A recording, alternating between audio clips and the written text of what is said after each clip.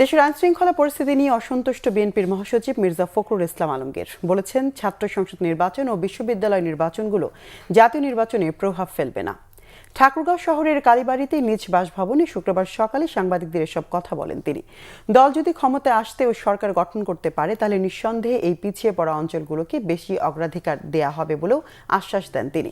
রাজনৈতিক ব্যক্তিদের হত্যার তীব্র নিন্দা জানানো সহ এই বিষয়ে তেমন কোনো ব্যবস্থা নেওয়া হয়নি বলেও অভিযোগ করেন মির্জা ফখরুল।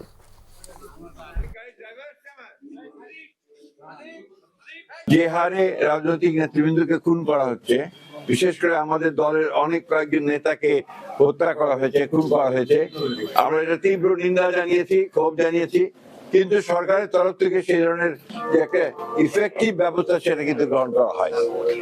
আমরা আশা করব যে সরকার এ ব্যাপারে আরো দায়িত্বশীল ভূমিকা পালন করবেন। বিশ্ববিদ্যালয়ের নির্বাচন এটা আপনার জাতীয় নির্বাচনে কোনোদিনই আপনার কোনো প্রভাব ফেলেনি।